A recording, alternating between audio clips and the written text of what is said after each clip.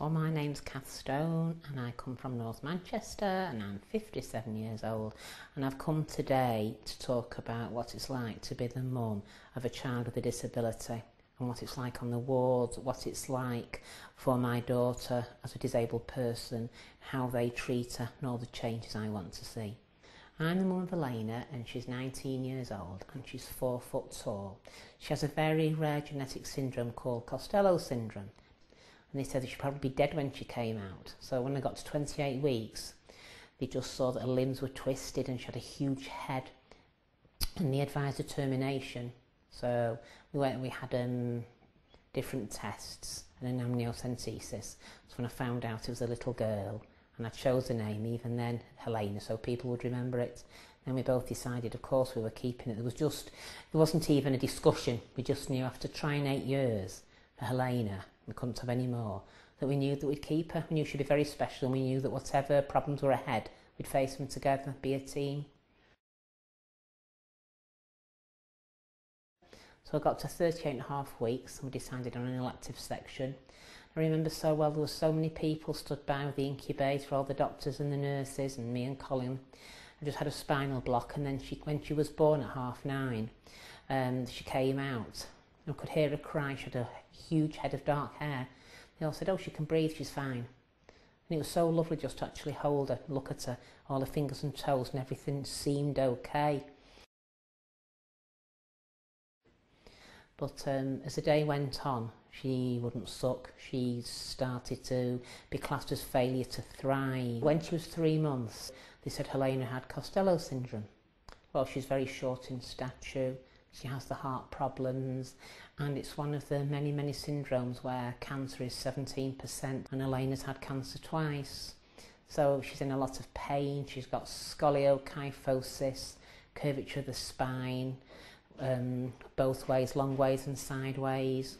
So it affects every part of her really. She has 11 consultants, so it affects her from her head right down to her feet. So every part of her is affected.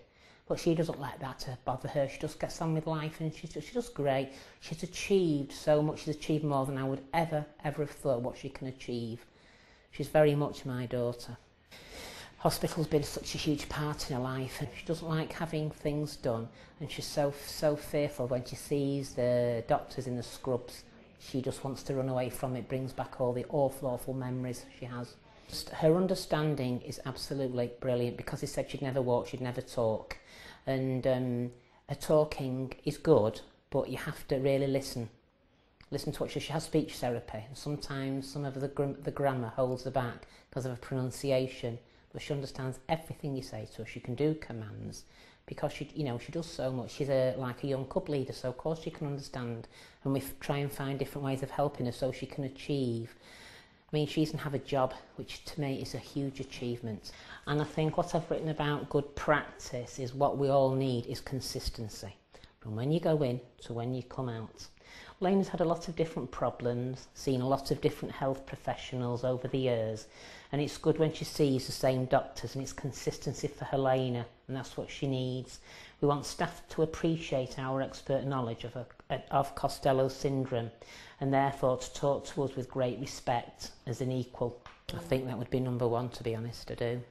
Well, when people say they're going to do something, they do it. If they say they're going to ring me, they ring me, rather than me ring them, and then rather me act as the go-between than them doing it.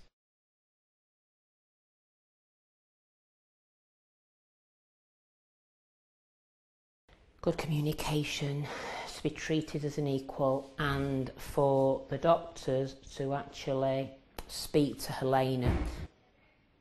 I ensure if I have any questions that they're all answered.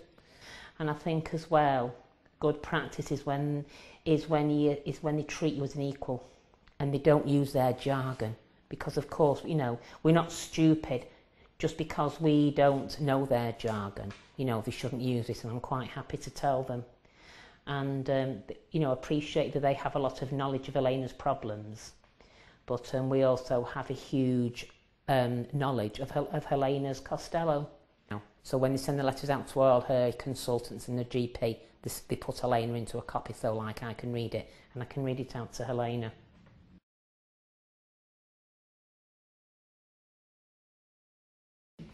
So what I've done is I go and tell them at ENT that, you know, I've told them all that with Helaina, sometimes it really can't be helped. I realise that, and I don't expect to be treated like the Queen.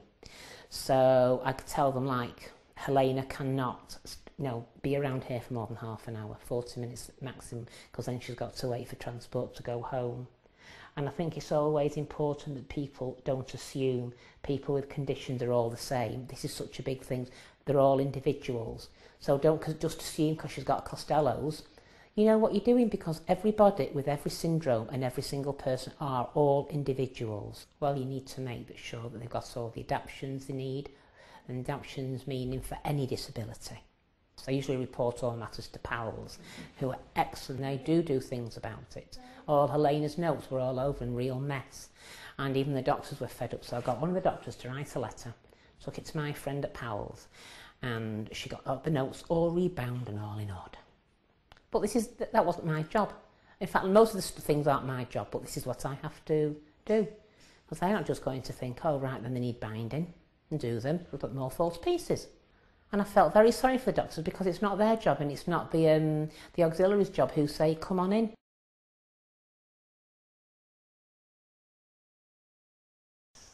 Well, first of all, when we're going for an appointment, not speaking to Helaina as an adult, and not speaking to Helaina first. When we go in, if it's been somebody, most of our consultants we've known from children's, and we've gone to adults with some of them. Some we're not moving. So we've gone in to see a new doctor, and they've just looked at me and asked, so I said, well, I wouldn't know. You better ask your patient, hadn't you? There was one doctor, he's left now in the children's, where Helaina was having surgery 18 months ago. She was having plates in her knees, stop them knocking. And during all the time we were in with our physio, he just totally ignored her.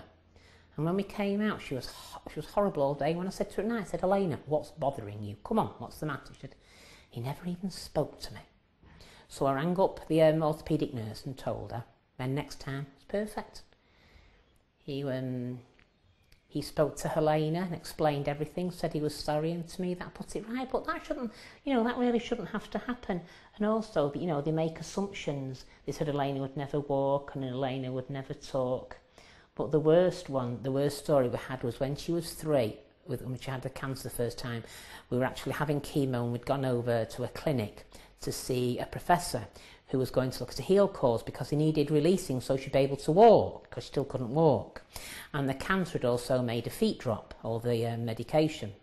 So we went over, and there was an hour's wait, and I said, you know, she shouldn't be waiting so long, she needs to get back to the ward, she's not well. So then one of his regis come in and I said, have you read her notes? No. I said, well, as a professor, I said, well, you know, that's so unprofessional. You better go away and get him to read them, haven't you? So then he came in, he walked in, he took one look at her and said, she'll never walk, and he walked out.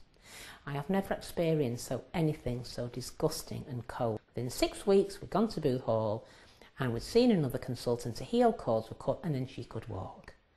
Now, to me, that's the worst experience I've had in 20 years, and I will never forget it. He was a really, really horrible man who didn't have any inkling with special needs, and he was very, very rude and didn't know how to speak to parents. And I really wished he'd been sacked. I thought that was dreadful. Really, if somebody asks for information, should be given in a kind, tactful way, and the truth should be told in a supportive way.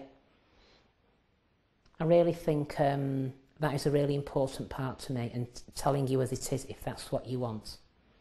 You know, I mean, if your child's got something and they're not going to give you anything, that is so unprofessional.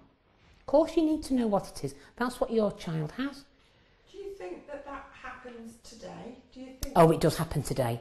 It happens to a lot of families. Yes. Oh, it does happen. It happens when they won't tell you things, or they won't do this test or that test. Yes, it does happen. It happens probably a lot more than people think. Well, what I think is good practice is when all practices work together as part of a team, and they all know what's going on, and they all communicate with each other. So I don't have to be the go-between.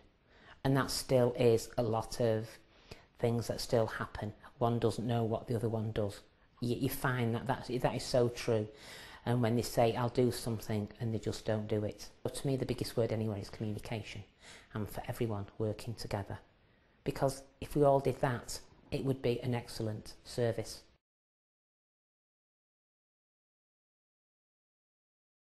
Well, they would need to go and look at the practice manager. They would need to go to PALS. PALS are so powerful. PALS are one, I never realised how powerful PALS were. When Helaina was 12, she needed open heart surgery like now, today, you know, when she'd been looked at. So I rang up PALS, told them all the story, what had happened. Can you help me get a date? I know I can't have it today. So they got back to me within the week and we were in 4 weeks later for our surgery. So PALS are powerful, and I don't think enough people know about PALS. I don't, and just what their experiences are, and you know, just their knowledge is marvellous.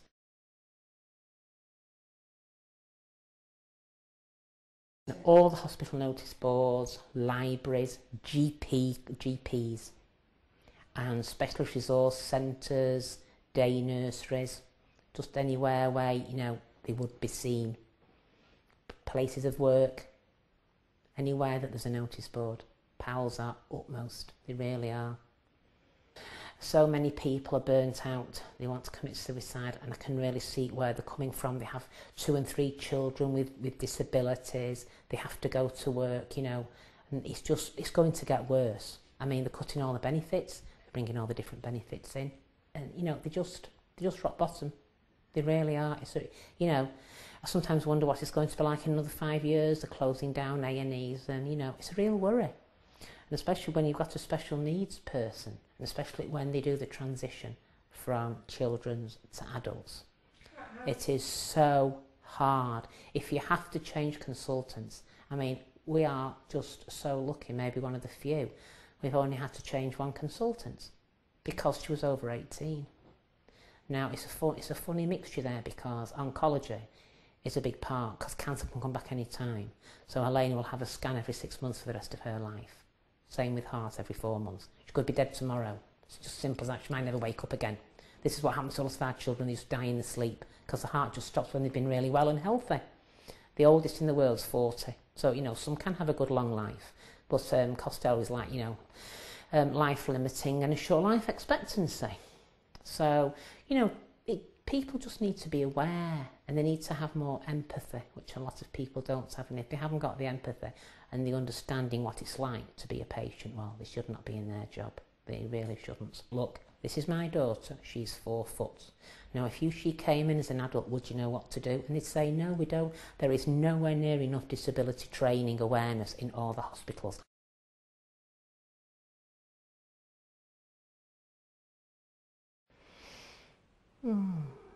Well, there'll be more than 5. What I really would like would be staff to spend more time with the children. The biggest word again, communication, comes in all of them. And for people and young children to be treated with respect, even if they're a baby, to when they're even an adult. Well, like Helaina, speaking to her first, speaking to her just like I want people to speak to Helaina like you know, I'd speak to you.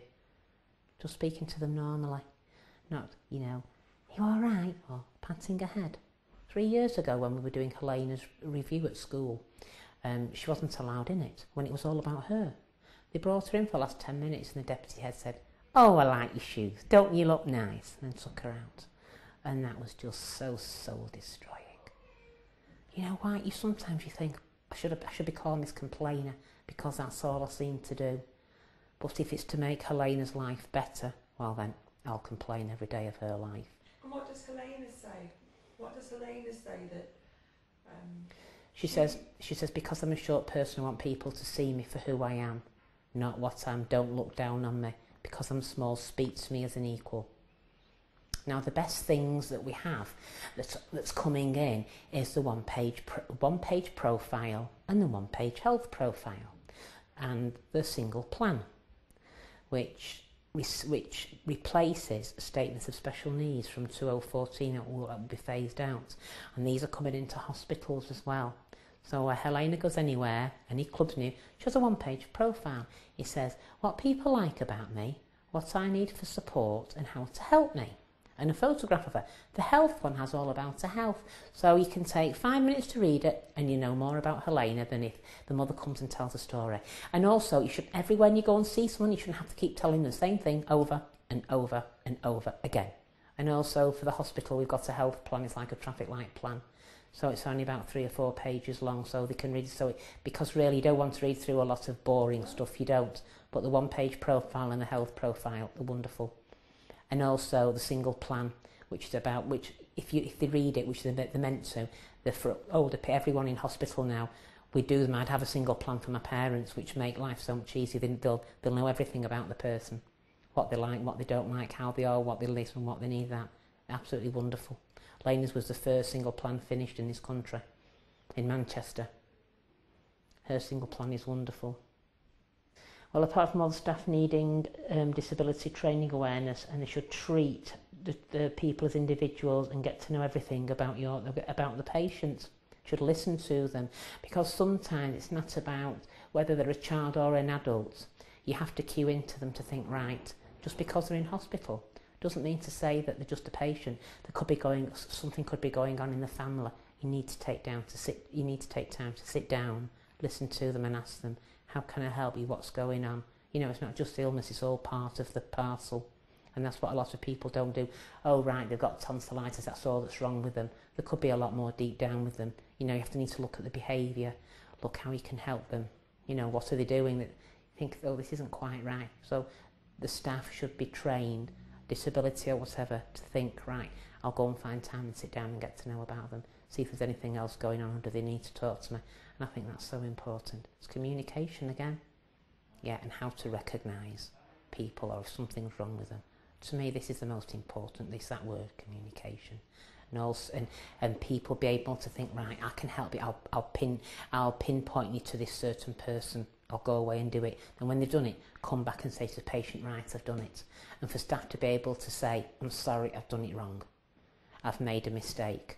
They don't do that. Not anymore, they don't. Staff very rarely apologise to people. What can I do to help you today following this? Let me go and speak to all the people who need to know, and my story needs to go, and they need to see me as well so I can talk to them. Maybe they'll have questions for me. Maybe they will. Maybe I can help them. As people, I ask people to help me. What I do like to say is what I've been impressed with the staff is the dedication of the staff above and beyond. When Helaina had cancer, some of the doctors would come and sit by her bedside, and I thought that was well beyond. And staff giving all the time, and staff who have empathy, you know, it just means so much. If you're feeling so down yourself, you know, we're the carers, we need caring for as well, and that is forgotten in the hospitals. We need is sometimes just a word of kindness. I know they haven't got time to it. Could do with having counsellors on the wards, so you've got someone you can go. I think that is so important. If you haven't got anyone, or you're in a hospital far away and you've no one to talk to and you're single parent, imagine how it must feel. Just absolutely awful. You can feel so down, you know, you're not doing the person you're caring for any good at all. I've been there so many times, it's so awful. If Helaina was here today, what do you think she'd want to say to me? Treat me with respect, treat me as an equal, and just because I'm